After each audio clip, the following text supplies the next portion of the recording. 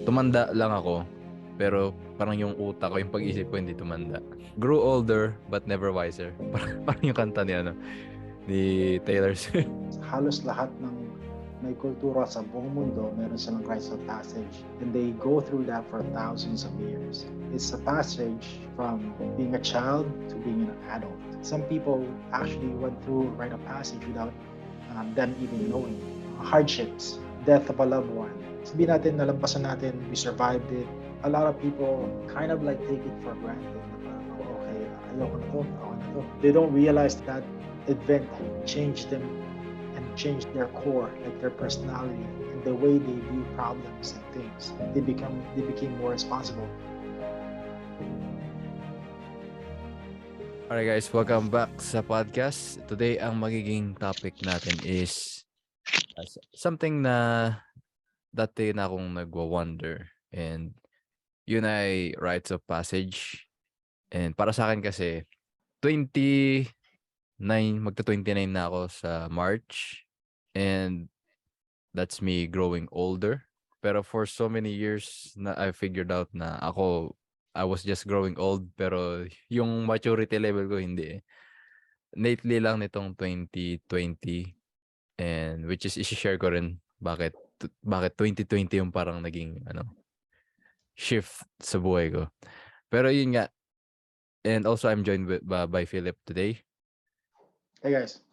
And so Philip, pagdating doon sa experience ko, tumanda lang ako, pero parang yung utak ko, yung pag-isip ko hindi tumanda.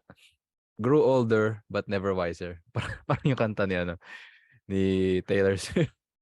Grow older but never wiser. So yun, anong take mo doon?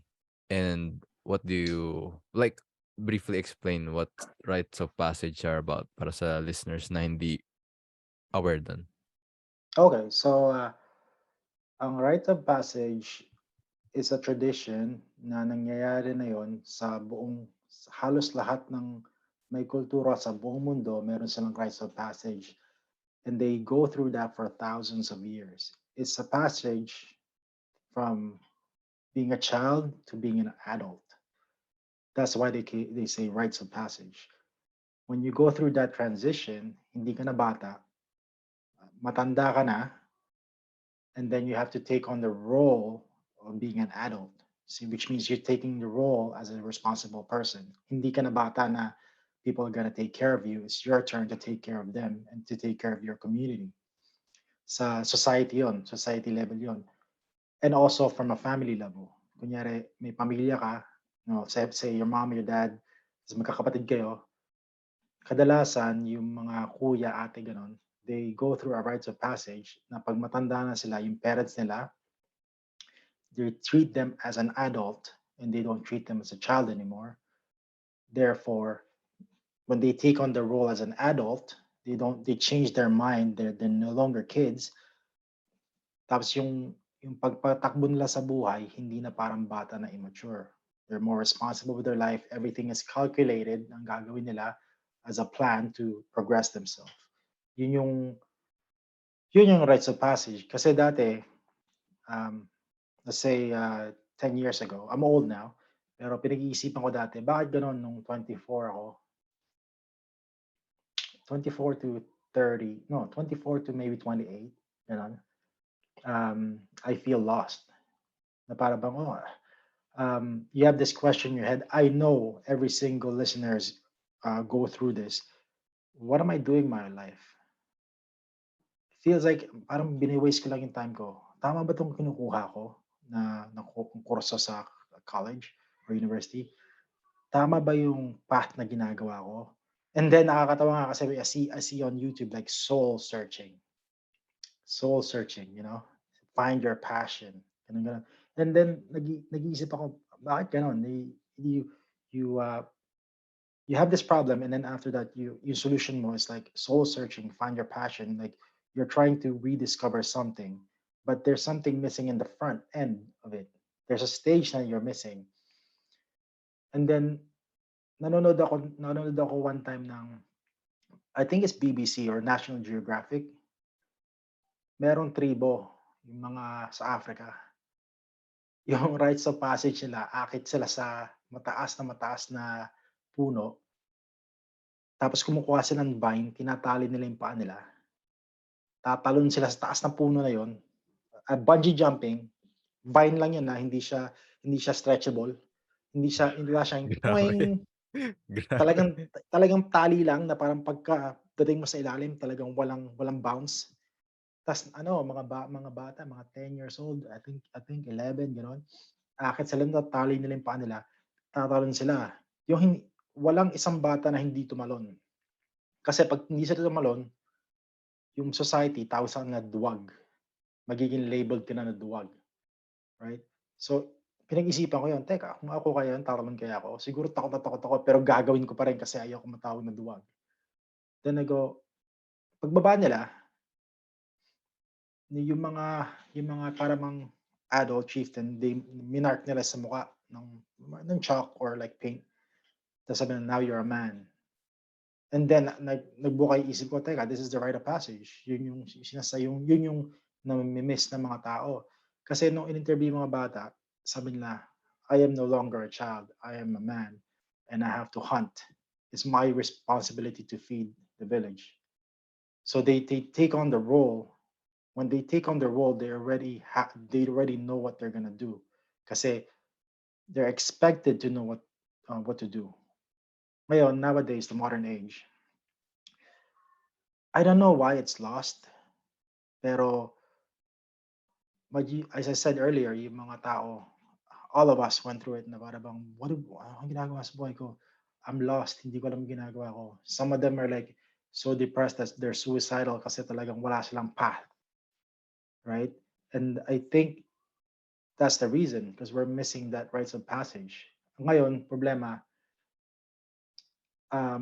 because we've lost it,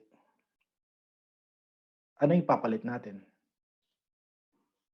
di ba?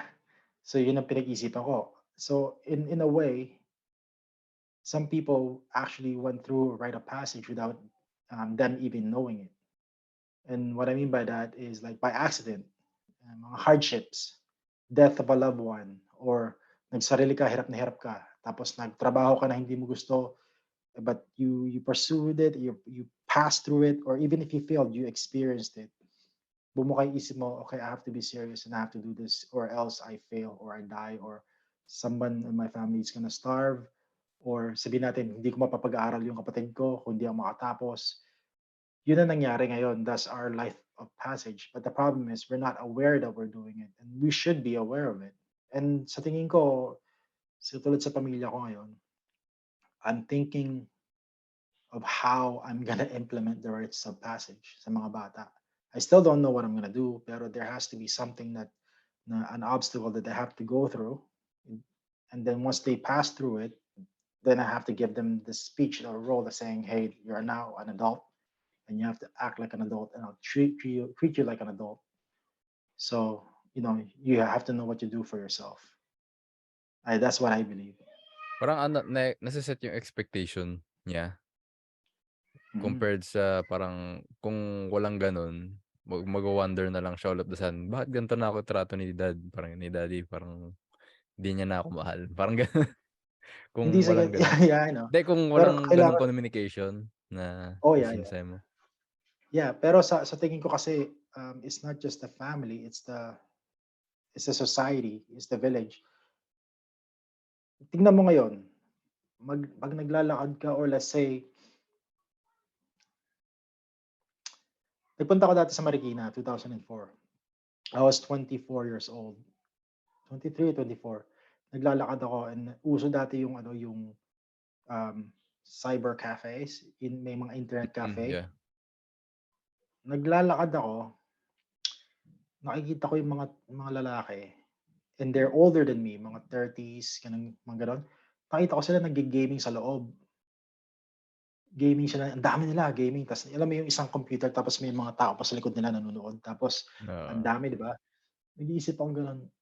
Dati kinuwit ko na yung computer talaga kasi nakita ko parang addictive siya. So, I was aware na 'pag ito pinursue ko, talagang masa-stuck na ako sa computer ta's lahat ng nangyayari hindi ko na alam. So, kinancel ko sa sarili ko 'yun. Naglalakad ako, nakita ko matatanda sila and araw-araw dumadaan ako. I was there for 3 weeks, naglalakad ako. Nakikita ko parehas na tao, ta's minsan yung misis pa nila, "Hoy, umuwi ka na, kailangan mo ng Hmm, ewan ko magtrabaho bukas," gano'n. And then iniisip ko, oo, sa panahon na yun sa isip ko is, kahit na gaano ka katanda, you're still immature. Yun ang iniisip ko dati. But then I realized after ng tumanda ako, it's wrong because the society's expectation changed. Naging normalized na yun. Dati 'pag yung mga taong gano'ng edad, pagka may ginagawa silang gano'n, kakantyawan sila ng mga kasing edad nila, "Hoy, ang tanda-tanda mo na, yan pa wine-waste mo sarili mo, buhay mo sarili mong ganyan. Dapat either ine-educate mo sarili mo, tinuturuan mo yung mga anak mo, o at least kumikita ka ng pera. You know, you're showing your value instead of wasting your time on that." I know like some people are gonna get offended with computers. Computers are fine. It's okay. Just that don't waste your life and hours, 12 hours a day doing that. oo. The rites of passage, I believe, is like pag nag-change ka na nun, you take on the role, nag-iiba na yung persona mo, and then you change your mindset to go, what's important as a mature adult, so it would help the society and everybody. I think that's the path na mangyayari when you go through that rites of passage. Kasi Hmm, you see it now, like I see here 50-year-old na mga tao, and then they're still so dependent to their mom and dad. And then kung may nangyari sa kanilang, um, kunyari may nangyari sa na na, masama or disturbance, they react na nagpa-panic sila without even thinking. They're so reactive instead of, non-reactive, tapos implement the plan na paano ayusin. They freak out, they even freak out online and they post it online that they're oo. freaking out. It's just weird, like para sa'kin. Pero I don't know, maybe I'm old, maybe, but, Maybe you're old or si maybe you're wiser. I don't know, hindi ko pa alam Maybe, yun kasi I'm still not there yet. yeah. But what do Pero you think? What do you think yeah, sa mga rites of passage? so ano muna, first thought is yung idea na, "Uy, matanda ka na dapat ganito na yung ginagawa mo." There's some truth to that. Para sa'kin mas okey na kasi natutunan ko 'to sa isa sa mga speakers na pinakikinggan ko, na most of us ngayong adults na tayo, we operate out of history and memory. Pero yung mga bata, they're able to operate out of imagination. So, para sa'kin mas maganda kung ang default way of thinking mo is a matured adult, and every now and then you're able to tap into that parang childlike nature of yours whenever, necessary. Kasi nga baka mawala yung pagiging creative mo kung parang tingin mo wala wala ng child in you. And then pagdating naman sa rites of passage,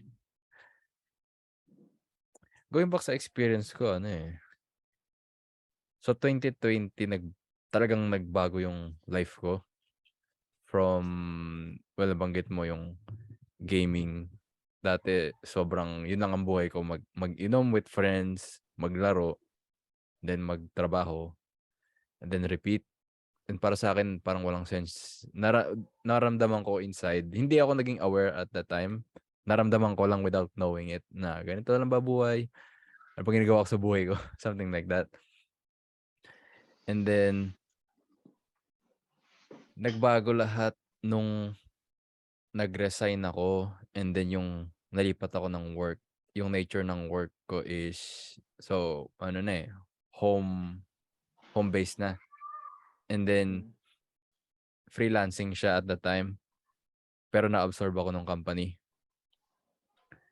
Ang nature nung work is around motivational videos, speakers, coaches. So, basically yung parang naging rite of passage ko is being exposed to personal development.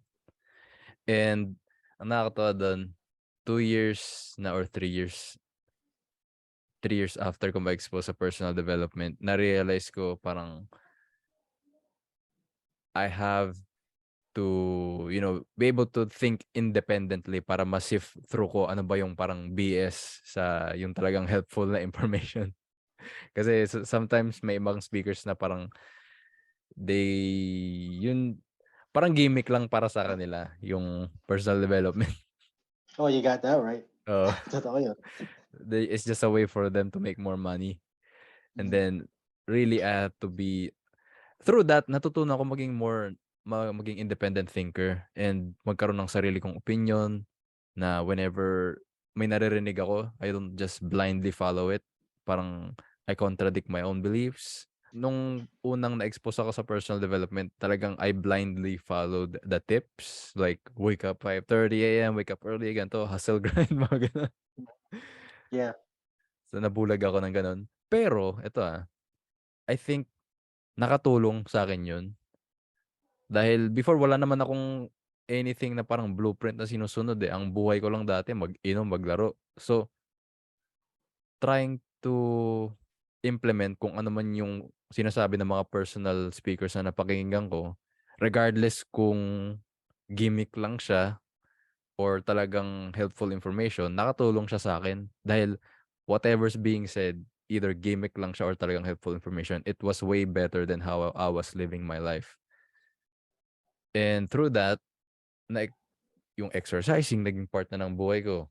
Yung being more mindful with what I eat, naging part na siya ng buhay ko. Being mindful with my own emotions, naging part na siya ng buhay ko. And dahil parang na-develop na siya all after 3 years, dun nag-sink in sa akin na, dun ko natutunan na merong mga speakers na gimmick lang para sa kanila. And I just had to be careful with those. And so, ano eh, kasi kahit yung girlfriend ko, talagang para sa kanya rin, nagbago daw ako ever since 2020. In a good way, And right? oo, in a good way. Kasi talagang kahit yung relationship namin parang nag-back to zero kami. Ah, Kasi parang nag-back to zero kami in a good way, na parang ibang tao na yung kasama niya. And ako rin, talaga? feeling ko ibang tao na yung nape-present ko sa relationship namin. Well, I'm someone dati na hindi nagsasabi ng problema niya. 'Pag may bina-bottle up ko lang kung ano yung issue ko sa ginawa mo, di ko sasabihin sa'yo. Hmm. Papahupain ko Oo. lang, maipon lang, mga gano'n. Pero ngayon, dahil parang natutunan ko na paano ba tamang mag-bring up ng problem, paano ba tamang mag-bring up ng bagay na ginawa ng tao sa'yo na hindi mo nagustuhan. Nakatulong siya sa relationship namin. So, gano'n kaimportante yung rite of passage na sabi mo kanina, parang people are not aware that they experience it. Para sa akin siguro yun yun. Kasi bago tayo mag-record parang nabigay mo yung parang two types of rites of passage. Yung traditional, tulad nung nabanggit mo about yung parang sa tribo, yung umakyat tas tumalon. Mm. And then yung non-traditional para sa akin ngayon, parang defining moments na mangyayari sa buhay mo na it's very challenging, you overcome it, and you come out a changed man. Mhm. So yun, although hindi siya parang traditional naman nagkaroon ng ritual o kung ano man, rite of passage siya kasi binago ka niya. So That's para right. sa akin gano'n. And ang question ko dun, since na-bring up ko na yung traditional, parang anong role ng traditional? And do you think important pa talaga siya? Parang kasi kung ako isipin ko, kung narinig ko first time yung shinare mo tungkol dun sa tribo, yung rite of passage nila. Ano ba yan, kailangan ko pa tumalon ng puno na mataas para lang masabing lalaki ako, ganun ba yun? Parang ganun. So, what do you think about that? I know it's insulting to say, but that's what Gen Z or like modern kid would say nowadays, di ba? Ah, Pero yeah. yeah, it's true. Kasi para sa akin, pinag-isipan ko yung dalawa. Yung traditional at non-traditional. I believe, and it's only my belief, is yung traditional is what your society in your let's say village or your small town expect of a person going through a transition like that? Kasi kunyari yung buong makikita mo yun, may mga celebration na, um,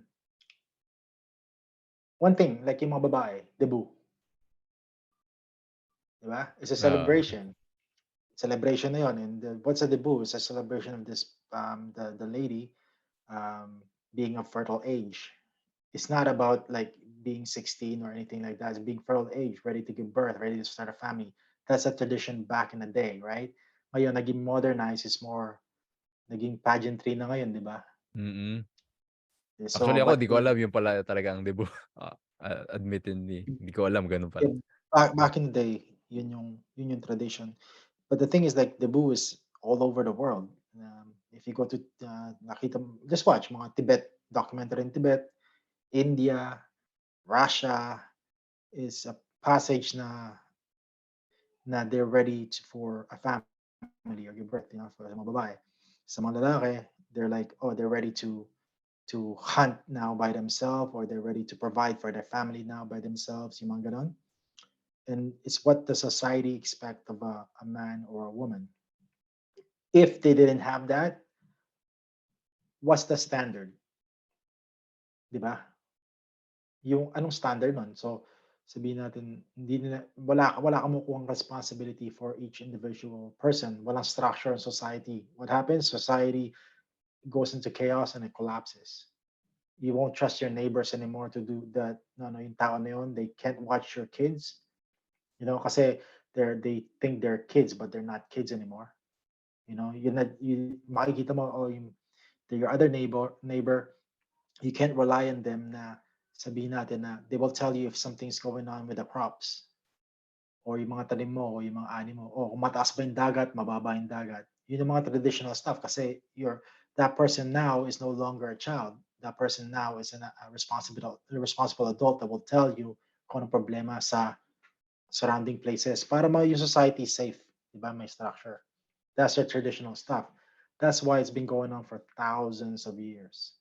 From the Egyptians, from the Babylonians, Sumeria, matagal na. Pilipinas, if you think, I think sa Pilipinas, meron pa ring rites of passage sa mga villages. I don't think you'll find it in the city, pero yung sa mga probinsya, yung mga rural stuff na mga towns, I'm pretty sure may mga rites of passages doon. Sigurado ako. Kung walang TikTok, di ba? Oo. Pero yeah, sa tingin ko, ganun talaga yun. Yung modern, non-traditional rites of passage, people are not aware of it, pero we all go through hardships. And then when we pass, sabihin natin, nalampasan natin, we survived it, and then we learn something from it. A lot of people kind of like take it for granted na parang, okay, ayoko na to, okay na to.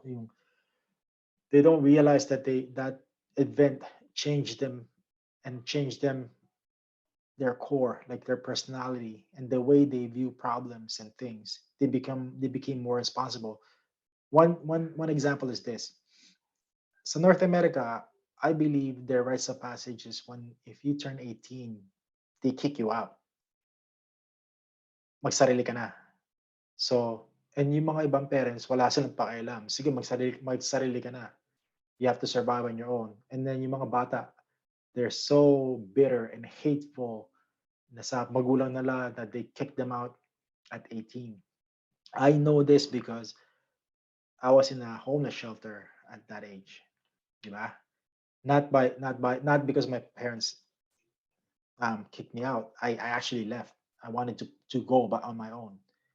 So nung ginawa ko yun, I ended up in a homeless shelters kasi I can't afford rent. I can't afford anything, right? Yung mga kadalasan nakikita ko yung mga puti, ano, it's funny kasi yung puti na 'to kilala ko na akala ko lahat kami dun mahihirap. After a couple of months, may puti dun, merong Mercedes-Benz na siguro $80,000 na SUV dumaan.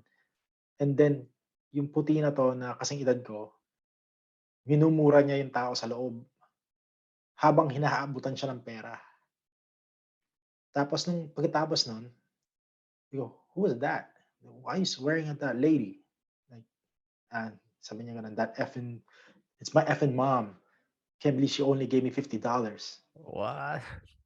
Yeah, sabi ko, "What?" Lahat kami na nagtulala kami, yung mga immigrant, yung hindi puti, yung mga hindi itim, yung mga Asian tsaka yung mga Spanish, like, "What?" First of all, we're so surprised kasi minura niya yung nanay niya. Kasi sa atin kung minura mo yung nanay mo, buong buong paligid papatayin ka, 'di ba? So, ano, sabi kong gano'n, "So what happened? Why'd you leave your home if your parents are loaded? Ang yaman-yaman pala ng parents mo." "Oh, it's not my dad kicked me out when I turned 18." So, sabi niya, "F that guy." Ano siya, Hmm. "F that guy." And then I go, "Why?" I'm like, "Why?" Because he said, "I'm an adult now, I have to venture on my own." So, nag-isip ako mabuti. Siguro yung tatay niya, ayaw niyang maging spoiled yung anak niya. So, sa pera. So, yung tatay niya traditional, kinik-out yung anak niya para survive on your own. Kasi sa pagtanda mo may mamamana ka naman, marami ka ng pera, walang problema. But you have to experience life. But I think what was missing is his dad never had a relationship with his son saying, "Hey, son, you have to go through this, and I want you to survive this. And there's always a treasure or like a prize in the end. And we're gonna be here for you. You succeed, and we have your back, but you have to do this on your own." Siguro yung ano nila, they hate each other, and then son, you have to go out and the dynamic of the family and yung roles nila is kind of messed up, but he implemented the traditional value nila, but I believe in the wrong way. Therefore, the kid is hating his father. He doesn't even know why he has to go through it. But the dad had an Hmm. intention, and the dad never told him na ito yung kailangan mong gumawin para to become an adult, to become responsible. Meron din naman kaibigan na na nagsarili sila, they went, ano sila, yung magastos. They would buy shoes na $500, they would buy a sweater na $600, yung talagang magastos sila. And they're like, and then pangarap nila mag-move out, right? So yung nanay at tatay nila, "No, no, don't move out. Dito ka lang." "No, no, I'm gonna move out." Pag move out nila, they're paying, sabihin natin mga $1,500 para sa isang apartment, o mga 2,000. Sweldo nila siguro mga 2,500. So ang natira sa kanila 500. Titipirin nila yung 500 na yun para sa isang buwan. Bigla silang natutong hindi bumili ng damit, natuto silang bumili ng pagkain, natuto silang yung transportation nila, natuto sila ng paglabas nila, naging kuripot na sila sa pag-spend ng pera. Natuto sila. So yung that shock that they had, but they didn't wanna ask their parents, because they have, I guess, pride, right? Kasi they want to venture on their own. So they survived on their own, and that's their rite of passage. Kasi pagkatapos nun, they became aware na, "Oh, this is real life. This is what I need to do to survive." And then from there on, yung hardship na yun, they became a better person. But it's calculated ang nangyayari sa kanila. Yeah, but yeah, those are the things I think. Hmm. But maganda yung na-mention mo. Kasi a question that popped into my head is, bakit kaya gano'n? So, parang dalawang different types of young adult yung nabanggit mo. Yung isa, kinik out. Yung isa, siya mismo nag-decide, gusto ko Mhm. bumukod. Yep. Parang what makes, uh, a young adult be one or the other? That's the question. Yan ang pinakamahirap na sagutin. Is either personality, like you can say, is are entrepreneurs born or made? Di Mhm. ba? It's basically the same thing. Yung awareness ng pursuit, I don't know if it's born or made. Like yung mga dati, yung mga tao na nag-sail from the Polynesian islands or sa Filipinas to go to Polynesia to Hawaii, what compelled them to get in a boat, sailed like thousands of miles na wala silang alam, papunta sa ibang island na hindi nila makita. Ano yung trigger na yon para mag-pursue sila na puntahan natin yon kahit mamatay tayo, 'di ba? So is that's a large scale. Yung small scale is magbukod ng bahay, like actually venture out on your own. I don't know. Yung hindi ko alam. Ako, I had that when I turned 18. I'm like, "Oh, I gotta go. I gotta go." Yung para ba meron akong I gotta go. Yung sa isip ko, I gotta go and see. I gotta go venture out. And then when I got out, because I had, I believe, because I had the values when I was a kid of being prideful, I believe that helped me survive Hmm, because I kept my values. Hindi ako na malimos, di ba? Hindi ako nang nakaw. I was still, yung itsura ko, I wasn't homeless looking. I had that standard in my mind not to survive. I know that pag alis ko na mahirapan ako, but it's always going up. It's never going down. You're already down. There's no down anymore, lower. Instead, death na yung nasa baba. So there's only one way, but up. Pero ibang tao, may mga kilala akong ibang tao talaga na they don't want to leave their house and they just wanna stay there. Wala silang drive and then they just wanna be in welfare. I know some people, they just wanna be in welfare. Welfare is what yung gobyerno binibigyan ka ng pera monthly hmm, na oo, you don't have to work, hindi ka na magtatrabaho, bayad na yung apartment mo. Binibigyan ka lang ng pera para kang pet. handout, parang handout, Oo, gano'n. okey. So, sa'kin kasi ano, although hindi ako deliberately na, I mean yung well, culture-wise hindi ginagawa dito yun sa Pinas yung pagbukod. Pero yung parang yung hunger to better your life na naramdaman ko siya, pero for many years hindi ko pinapansin. Yung sa'yo parang ano, parang you had it and then you wanted to pursue it. Sa'kin, I had it kasi among my friends ewan ko lang kung ako lang, lagi ko naiisip yung parang 'pag feeling ko meaningless na yung ginagawa, ganito lang ba buhay? Ganito lang ba buhay? Lagi lagi it goes always back to that. Lagi ko Yeah, but hinahanap. you did it too. Yung sa'kin, I just left. You left your comfort zone. You left your friends, you left your I call it pacifiers, yung pantsapon ng bata, which Oo, is computer games. You left the stuff that makes you comfortable and fine to stay at that place. You did it too. Nagbukod ka, which means you went to a place where wala kang alam and hindi mo alam kung saan ka pupunta and it's uncomfortable and then you still pursued it, which hmm, is like basically self-development. Sa akin, there was no internet, there was no books. If I had those, I would have done the same thing as you did. Wala eh. I just freaking took off. Wala ako. You know what the funny thing is? I wanted I believe that I wanted to improve. Kasi nung pagkabukod ko, after 3 months, the first thing I did was I bought a book, Tony Robbins, yung book ni Tony Robbins. And every day I was at the bookstore. Siyempre, wala akong pera. Nasa bookstore ako, nandun ako sa self-help section. Binasa ko lahat ng mga libro na nandun. Yun ang pastime ko. Walang internet, wala pang, ang phone nun, ano lang yung Nokia 5910 5110. yata. Yeah.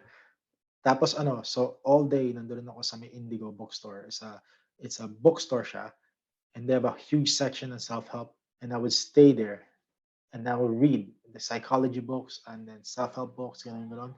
I'm looking for improvement, but I didn't have any guidance. There was no internet. I can't type how to succeed in life, ganun. Kaya nga naiingit ako, minsan nakikita ko yung mga van life. Alam mo ba yung van life? Hindi, ano yun? Yung mga tao, they change their van, nagagawin nilang bahay sa Ah, loob. van, okey. Yeah, van life. So, sabi ko, wow, kung naisipan ko dati yon, ginawa ko yon. Yun ang iniisip. Pero wala, there's no information. So, I took off. And you had information, so you did the smart thing. Nakuha mo information and then you implemented it. Yung kanina binanggit mo na naging follower ka na wake up like Jacko style, wake up 4:30 in the morning and then get everything done by 12 o'clock and then that's that way you beat everybody else. Alam mo yung mga ganun style na Oo, self-help development?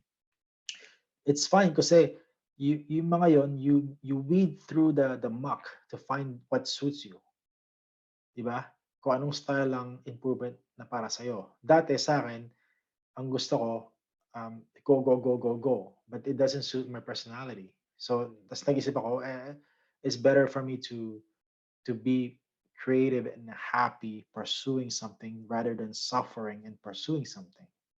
Kasi I'd rather be happy pursuing or having a hard time. Kasi even though you're having a hard time, if you're happy, it's not even hard, di Mm. ba? So that's what my pursuit is now. Dati I just went through hard things kasi I thought it was good, di ba? Tsaka meaning. Yeah, If there's yeah, meaning to your pain, parang you'll go through world's end kahit yeah. But masakit. yeah, sometimes you don't even know there's a meaning to it. Mm. Your mind just tells you to go for it, di ba? Mm. Pero ano eh, nung yung pagiging exposed ko sa personal development, ang dami nangyari bago leading up to that. So, Huh? quick story kung paano nangyari yun. So, yung girlfriend ko, pareha kami sa call center, doon kami nag-meet. Siya naging team leader. Meron siyang heart condition. And then, due to her heart condition, kinailangan niya ng mag-resign. And then, naghanap siya ng other work. Napunta siya naging parang executive assistant siya ng isang co-working space. Doon sa co-working space na yun, may naging client sila na freelancing agency or virtual staffing agency. Yep. And then, na-absorb siya nun, nabigyan siya ng client. And then, yung virtual staffing agency na yun, na-refer ako ng girlfriend ko, nahanap din ako ng client, na yung client na yun na yung work ko ngayon. And then, yung client na nahanap ko doon, it just so happened na ang nature ng work nila is, creating content for business owners, coaches, and things like that. Yeah. So, hindi siya parang magic lang na ako ang kusang naghanap. I mean, oo, siguro if we're gonna put a percentage out of it, 30% hinahanap ko, 70% ako yung nahanap. If that makes sense. Parang sa religion, God finds you, you don't find God. Parang ewan ko, something like that. Yeah. Well, here's what I believe. I believe the universe gives you chances. It gives you Mm, hints. It gives you a path to follow. And it gives you like, hey, go over there. Diba? Ganon. Let's say it's God. God will give you hints. But it's up to you to be aware of the hint. Sometimes you're mm. not even aware and then opportunity passes. Diba? Sayang. Ah, Sana ginagawa ko yun. I think you were aware enough and you followed it. Kasi it's in the back of your head. In dati, sabi mo sa akin, you weren't happy na you're just gaming, and all of a sudden this opportunity magically appears. And then, oh, ano to? Then it piqued your interest, and then your interest shifted from gaming into self-improvement. I think, I don't know, there's chances, di ba? Merong mm. choice, and then there's like leading choice where something, let's say God or universe, puts something in front of you, and it's really up to you to pursue it. I think I really believe that. This is a point of life, right? Yeah. It's And what you do with it. naisip ko nga na ayoko naman i-down masyado yung ibang friends ko. Pero tina-try ko dati imagine. Kasi ang hilig ko i-discredit yung sarili kong achievements or accomplishments dati. Inisip ko, kung sila ba, they were presented with the same opportunity, gano'n din kalalabasan nila. Kumbaga, magiging normalized na rin yung exercise sa kanila, gano'n. Or ganito lang yung kinalabasan nung naging opportunity ko dahil I am who I am. Kumbaga dahil ako ay ako, dahil sa akin. Kumbaga this same opportunity bigay mo sa iba, yun din makalalabasan. I think depende eh. Kasi I believe the personality tsaka interest ng tao matters the most. Hmm, Yung mga ibang tao, like say my wife, she's fit but she hates working out. hmm, So kahit nabigyan mo ng opportunity na gano'n, they're not gonna see it. They're blinded to it kasi their interest is the one that guides them like a sailboat. So yung mga kaibigan mo dati, you never know, right? So some of them, yung gaming nila is like an addiction, but then later on, the gaming might evolve to actual career. career, like character Hmm. building or developing a game, 'di ba? So it really depends on the person. That's what I think. Kasi it's hard. It's hard to actually say this, but a lot of people um, waste their life chasing something that they hate instead of going for something that they really like. So I think the person what you have to consider your personality, your interest, and then go for it. Diba? So yung mga kaibigan mo dati, either they're staying away from, sabihin natin, pain from home, and the escape nila is gaming, you know. Mm.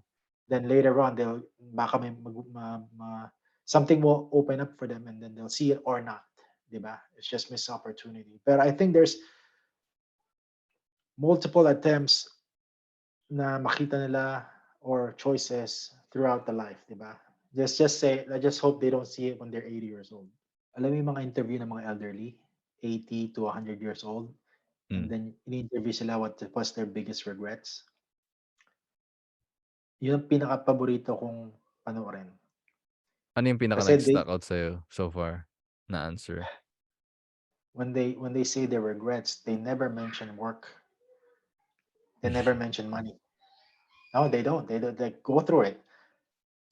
Sometimes may babaeng isa nagsabi, I wish I studied more.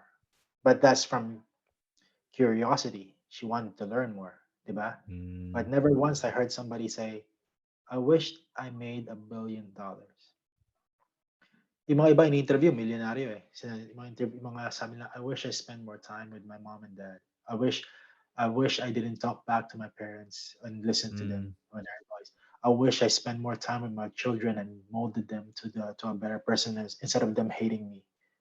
Talaga you will, if you have problems sa buhay mo, or or you don't know where you're going, what you're going to do with your life, just watch those elderly people, and then type down what do you regret, sa mga elderly, and you'll see, and then that will actually give you a little bit of a hint to where to go with your life. I don't know what it is, but to me, it's more don't take your family or people around you for granted, and then develop your own character and persona. You experience more. Don't pursue too much financial stuff. Be comfortable enough for you to pursue your basically dream. Yeah, but Kaya yeah, just go ahead and watch it, those things. parang sobrang challenging kung maging mayaman ka without going through anything that made you more mature, 'no? Kumbaga Yeah, sa kung isipin mo looking outside, sino bang ayaw maging mayaman, eh? Pero lagi ko naisip, kung sino ako ngayon, ano ang kalalabasan ko kung let's say bukas bigyan mo ako ng limpak-limpak na pera, yeah, and then naisip ko parang no matter magkano laman ng bank account mo, you're always gonna bring you with you, mm, and then kung ano man yung makuha mo, success, power, money, that will always amplify lang kung sino ka ba today. So kung mayabang ka nung middle class ka, lalo ka lang magiging mayabang 'pag nagmayaman ka. Kung mabait ka that's nung true. middle class ka or generous ka nung middle class ka o kahit anong class ka pa, magiging mas gano'n ka lang whenever you gain that. Kaya, sobrang important nga ng ano, rites of passage kasi, well, wala naman talaga kasing magsasabi sa'yo na, "Oh, you're a man now," or, Isn't that funny? Walang ah, magsasabi sa'yo na you're a man now. I mean Don't you puwede think that's puwede sabihin sa'yo ng tatay mo pero how do you feel about yeah, it? but Oo, yeah, but it's rare. oo, It's rare. Like even here, it's rare. Sabi, hey, you're an adult now. Act like it. It's rare. So like, where do you even see it in movies? Wala, diba? hmm. So I think that's what's missing is that role. Para Yung sa'kin twisted yun sabihin sa anak mo kung hindi ka naging magandang example or never ka nag-set ng expectation na gano'n yeah, dapat. Kasi tama. every time naririnig lalo na sa mga magulang dito sa Pinas, every time na yung anak nila they turned out being ungrateful o pabigat. Tapos sasabihan nila na, "Ang tanda mo na, magtrabaho ka nga," or "Ang tanda mo na, ano ako pa rin nagpapalamon sa'yo." I Kumbaga know, pero sa totoo lang ang kasalanan nun yung magulang. yeah, oo, yun din sasabihin ko, eh. Mahirap man harapin, pero gano'n talaga. Kasi sa'yo naman nanggaling, eh, although let's say 'di ba 'pag 18 na or well, tulad na nangyari sa'kin nung teenage years ko, ang dami kong naging nakasalamuha, ang dami kong naging experience na out of control na ng parents ko. Mm, Pero never naging norm sa family namin yung iga-guide ka talaga. Ang naging norm lang talaga sa family namin, at least ito yung naramdaman ko, kumbaga basta hindi ka nagutom, you were parang financially okey, yun. mm, Pero yun nga, I never had proper guidance, parang paano ko ba ita-tackle yung mga things na out of control na ng parents ko na mangyayari sa'kin, like friends. So, never akong nasabihan na may mga "Anak, may ma-encounter kang mga supposedly kaibigan mo na tingin mo masaya I silang know, kasama, pero 'di sila maganda para sa'yo. I know. Wala ako dun para bantayan ka." Pero parang alam mo yun, you have to learn during those times 'pag kung mangyari man yun, when those things happen, you have to learn how to look out for yourself. Something like that, parang simple tip from your parent, wala akong na-receive na gano'n. Ako rin nga, eh. You have to learn that on your own. Pero isn't it better if they teach you, 'di Hmm, ba? Yung pasalamat lang sa parents natin, ang tinuro sa'tin is, yung core values natin na hindi magnakaw, yeah, 'wag oo. magsinungaling, 'wag mong pahiyain ang pamilya, that's big, malaki yun. 'Wag mong pahiyain ang nanay, tatay mo, 'wag mong pahiyain lola, lola mo, 'di ba? Yung grades mo kakahiya naman yung grades mo, yung gano'n.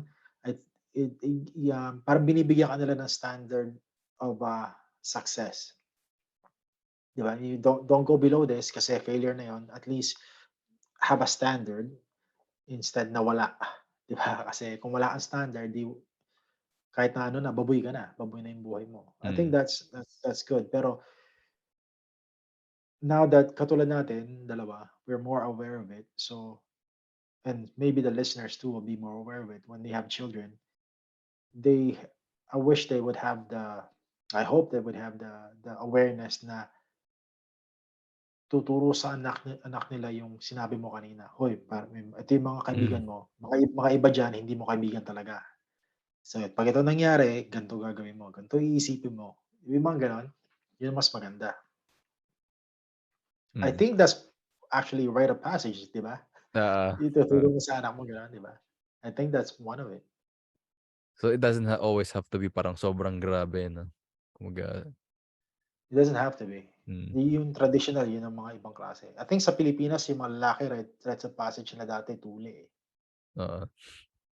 And Yeah. gusto ko lang talaga i-drill down yung point na para sa magulang na Pilipino, lumaking ingrata yung anak nila. It's, partly your fault. Kailangan mong tanggapin yun, 'di ba? Pero is it entirely their fault? What do you think? Ay, naku, magkakaroon ng hit na naman.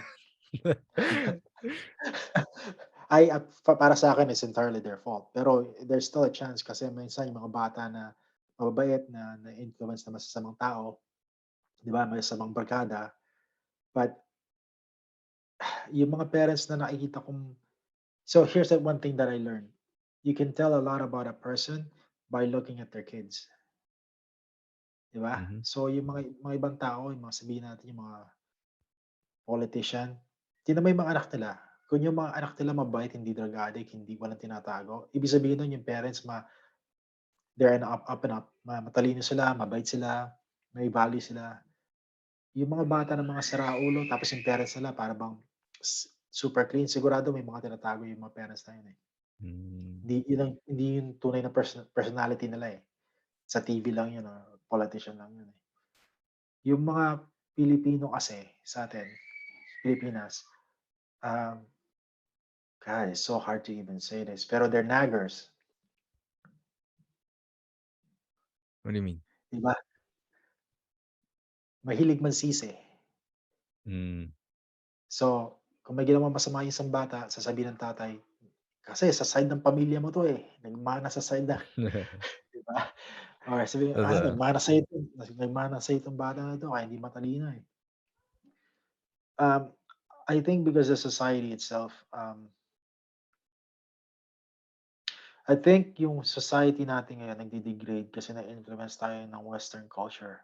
Dati from the 50s and below, I think mas malakas yung structure ng pamilya and wala silang masyadong drama kasi it wasn't shown on the TV na hindi nila ginagaya.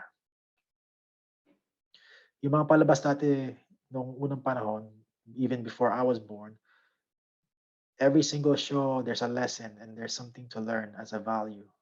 Nowadays, it's just a waste of time. It's just entertainment, 'di ba? So, ano nangyayari, nag-i-ingrain sa society ng Pilipinas, nasisira yung pagpalaki ng mga bata, yung values nila napapalitan ng walang katuturan, and I think that's the core of it. Yun ang talagang problema ng Pilipinas. It's hard to say that, and coming from me that's not even living there, but I see it. If you really flip through the channels sa TV ng Pilipinas or whatever country you're in, look at the shows that are being shown. Those shows will change the culture that you're living in. In one generation, kung anong pinapakita nila sa show na yan, nagiging normal sa mata ng mga tao. Dati, it's hard for me to say this because I wasn't even born, pero nakikita ko yung mga shows sa YouTube, yung mga mura is not even shown. Um, Rape or like sodomy or like sobrang violence is not even shown. Now, pagka nakakita tayo ng barilan, natanggal yung kamay, parang balewala na sa atin. Dati, it wasn't even normal. I'm just saying, like, the media will change the society. It's up to you as a parent to actually provide a structure sa pamilya mo. Anong standard ng values ng pamilya mo.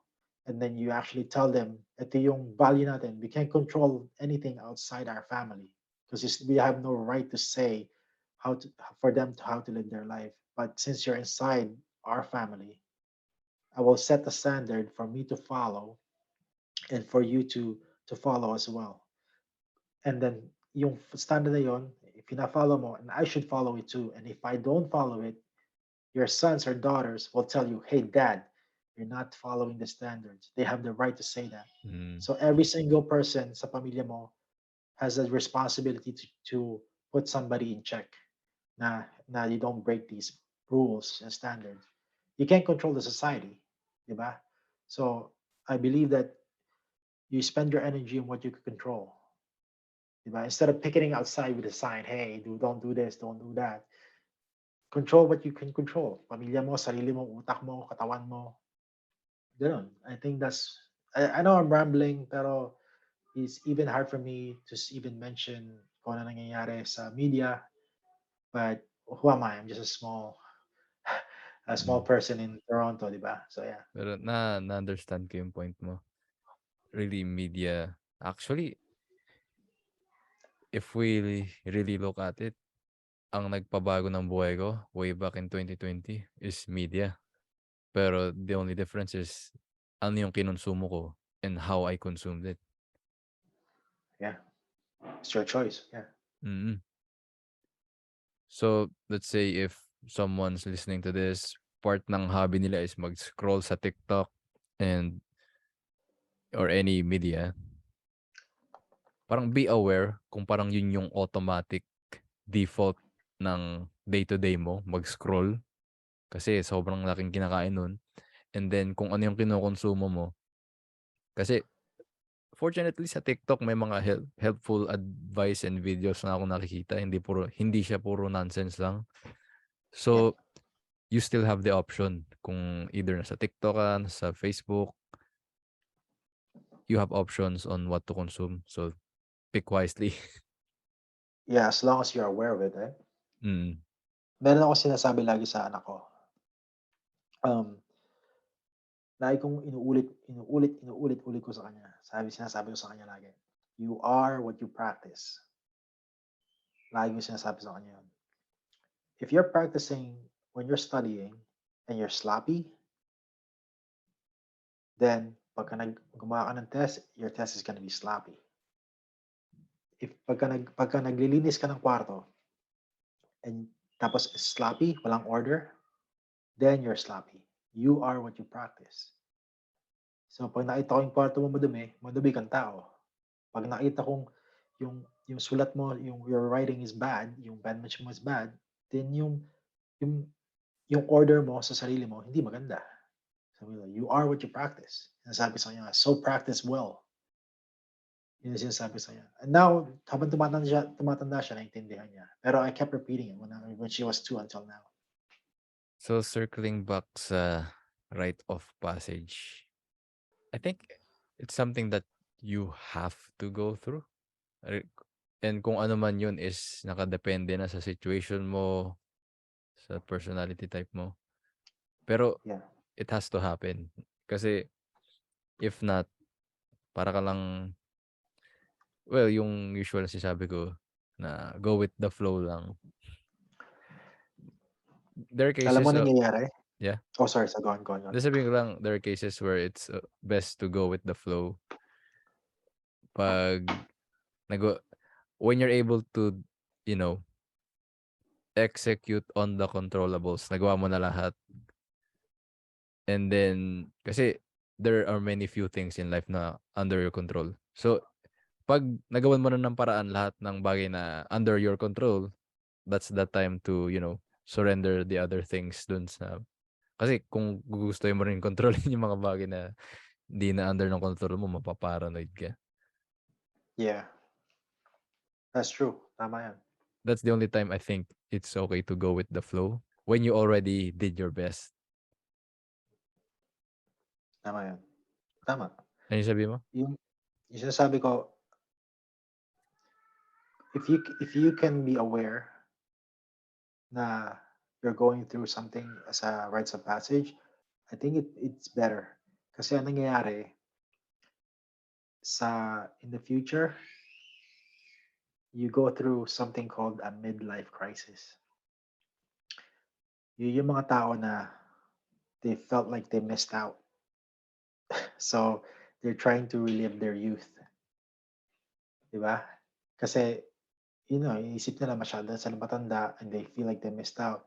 Yung mga tao that they went through the rites of passage, they actually take in the personality na iba na sila, bago na sila, and it becomes solid. So, yung mga taong they experience the midlife crisis, they still think they're immature all the way up there, and then all of a sudden it hits them. I'm old. I'm no longer young. And then they buy cars, they dress like na para silang 20 years old, or they try to hit on girls or younger men. I think that's what midlife crisis is. It's a missed opportunity ng birds of passage. Immaturity, they don't even know they're 50 or 60, and then they look in the mirror and they go, bam, they're old. They finally realize they're old. I think, and rather than it's better to actually accept the fact that you're an adult at a certain time, so you're ready for it in the future. Because more of a role now, your responsibility now. What do you think? Mm. Well, may yung last thought ko on it, biglang nag-occur sa mind ko is yung idea that life is life is the meaning we attach to events. Narinig ko 'to sa isa sa clients namin. And isa sa mga naiisip ko pagdating sa mga ganitong bagay, rites of passage kasi usually maririnig natin sa mga naging successful is yung may pinagdaanan silang grabe. And for Yeah, me, na I'm just an average person, wala akong pinagdaanang gano'n. Kumbaga, do I deserve any parang form of success without going through that? or kailangan bang may pagdaanan din muna akong grabe. Naisip ko yun minsan na 'pag may napakinggan akong talagang nagbago buhay niya, either dati siyang addict, mga gano'n. Sabi ko naisip ko, isa yun sa mga reason kung bakit okey siya ngayon. Nagbago yung mindset niya, bago yung relationships niya, mas mayaman na siya. Lagi ko naisip, yun yung parang common trend sa mga hindi lang successful, pero yung people that I would like to aspire to be like. Hindi sila arrogant, hindi sila yung mayaman na arrogante. Parang yun yung parang naging common na nakita ko sa kanila. They always go through something na talagang severe, either dating addict or na-broke, mga gano'n. And for me, iniisip ko ngayon, wala namang nangyayari sa akin na parang gano'n. Kailangan ba yun? And then yung mga pangyayari na yung grandfather ko namatay, and the way he left is talagang I've never experienced that before. First time kong maranasan may family ako na nag-passed away habang hawak-hawak ko yung kamay nila at nasa harapan ko sila. Para sa akin, talagang inabsorb ko ano bang meaning nung event na yun na nangyari. Kumbaga, magpi-pity party lang ba ako na, "Ay, wala na yung lolo ko." It's really sad, oo, na wala na siya. Pero 'pag talagang dina-digest ko yung pangyayari, wow, the way I behaved during that moment, my thought process during that moment, parang talagang iba na. So, masasabi ko na may pagbabago na talaga akong pinagdaanan. Parang talagang It's I'm your a right. It's oo, your rites of passage. oo. So yun, kumbaga any moment in your life na kagaya ng sabi mo minsan hindi ka lang aware. Pero try to look back at it, kung may grabeng nangyari sa'yo or anything na nagpabago ng that caused you to really reflect on your life, 'di ba? Yeah. Try to go back and reflect even more and extract the lessons. Kasi ang problema ko sa mga tao ngayon na puro move on is move on lang ng move on. Pero nauulit lang yung event na pinagmo-move onan nila, if that makes sense. What do you mean by move on? Let's say sa mga problema nagmo-move on lang sa problema. Like Pero binabalewala nila tapos kinakalimutan lang nila? let's say a good example is, sa isang relationship na siguro kunwari ako nakatatlong relationship na ako, move on lang ako ng move on dun everytime nagba-break kami. Pero never ako nag-reflect, ano ba yung mga naging reason ba't kami nag-break? Ano ba yung Oo, may mga hindi ba okey ako na behavior or I get it. either 'di ba, na kumbaga you're in a new relationship, pero dahil wala kang nag-move on ka lang, wala kang napulot na anything na lesson mula sa previous, it's like Yeah. you're with the same guy, iba lang yung pangalan niya. Or bago na yung guy, pero you're the same you with the toxic habits and behaviors at dala-dala mo pa rin yun sa next relationship mo. Yeah, walang self-awareness. Yeah, oo. So, yun ang problema sa pagmo-move on. And actually ano 'no, parang that could be a rite of passage, going back through your experiences and then extracting the lessons now na mas aware ka na sa, you know, your thoughts. Yeah, that could be one of them, yeah. Hmm. Kanina may nabanggit ka sa success tsaka hardship. Hmm. Pinag-isipan ko 'yun kasi, yeah, may mga ibang tao katulad ko na like iniisip ko dati, do I have to go through hard stuff para maging successful? Then nag-isip ko, what does success mean to me? So, depende sa anong inaabot mo. Kung gusto mo para sa kunyari ikaw gusto mo maging public speaker, pero meron kang stage fright, 'di ba?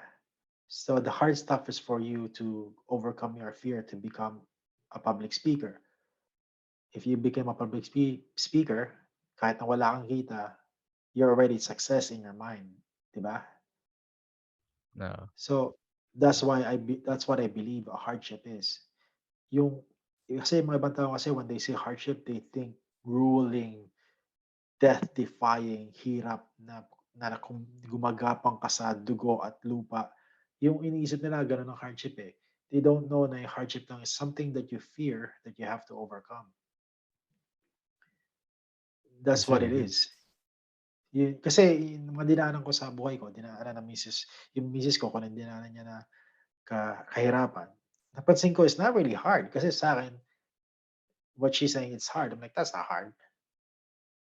Pag may sinabi naman ako sa sarili ko, "Ah, it's hard." Sabi niya, "That's not hard." Mhm. So, depende sa tao kung ano yun pala nag-iisip ako, it's what you fear is what's hard. Kung kahit anong gaano kaliit na bagay yun, kung takot ka dun, it feels big and then you just, finish it up and that's your hardship. Kasi you don't have to hindi mo na kailangan na mag-join the military for 7 years, become David Goggins to be successful. Just face your Oo, fears, 'di ba? Face your fears and then you define your own success, I think. I think that's the better way. it's a really good point. So, is there any, like, final thought or, like, very important thing na you have in mind regarding rites of passage? Well, alam ko yung sinasabi natin parang topical, which means it's just topical, which means nasa above the surface lang yung pinag-uusapan natin. Mhm. Pero yung mga taong talagang interesado sa structure ng buhay ng isang tao at isang community, pag-aralan nila yung past, pag-aralan nila yung mga structure ng society nung unang panahon. It doesn't matter kung Pilipinas, it doesn't matter kung US, it doesn't matter kung Papua New Guinea. Pag-aralan nila kasi there are stuff that works that made them happy and made them survive, 'di ba? I know we're in the modern age pero we can still use those same steps to apply it sa buhay natin ngayon. Kasi we're still human. Wala naman nagbago sa atin eh. We're just wearing watches. We're just having iPads. Pero gano'n pa rin tayo. Meron pa rin tayong utak, dalawang kamay, dalawang paa. So study the past to learn about your future. I think that's what it that I think that's what they should do. Come to think of it, yung mga modern wisdom ngayon, lalo na sa mga podcast na pinakikinggan ko, lahat sila parang common na sinasabi nila na yung alam nila nanggaling lang din sa inaral nila dun sa mga either mga Stoics, mga Yeah, philosophers, Marcus and Aurelius, yung oo, mga dati. gano'n.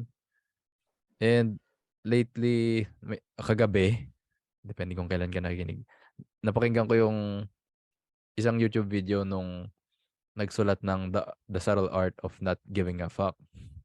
Oh, yeah. Nalimutan ko sino yun, may Manson yata apelyido niya. Basta sabi niya, self-help is ano,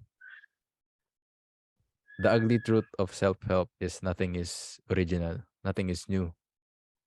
It's the same thing that's been talked about thousands of years mula dun sa mga yun nga, panahon nila Marcus Aurelius, ng mga known psychologists, sila Freud, sila Nietzsche.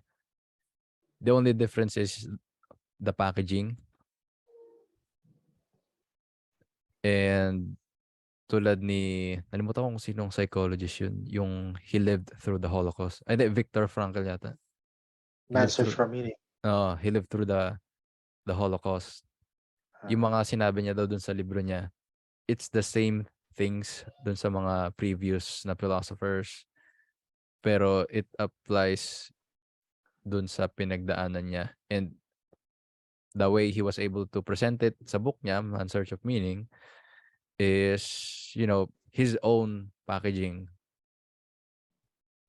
And wala lang, I find it amusing na totoo 'no, na old wisdom, there's something to learn from them always. Pero let's admit it na attention span ngayon is talagang sobrang ikli na Mhm. and thankful ako sa mga siguro YouTubers or anybody na content creator nagte-take time na gawing either mas engaging yung information before, mas nagagawa ko tuloy i-absorb yung information in a way na kaya kong i-implement sa sarili kong buhay. Kasi to be honest, kung babasahin ko yung mga libro nila noon, I'll be bored to death. Kasi hindi ako ganoon eh. Ilang beses ko na tinry magbasa ng libro. May 3 libro ako dito. Hindi ko pa rin natatapos. Pero Alam mo pag problema do'n, ah, di ba pagka nagbabasa kang libro, by the time you hit the third page, pagka may nakita kang word na kunyari sabihin natin horse, bigla lang sa imagination mo may horse na tumatakbo, oo. tapos sinasakyan mo, like, oh, anong ta's na hindi mo alam nasa page 6 ka na, babalik ka pa sa page 3 babasa kasi hindi mo Oo. yeah, yun ang problema ko rin, eh.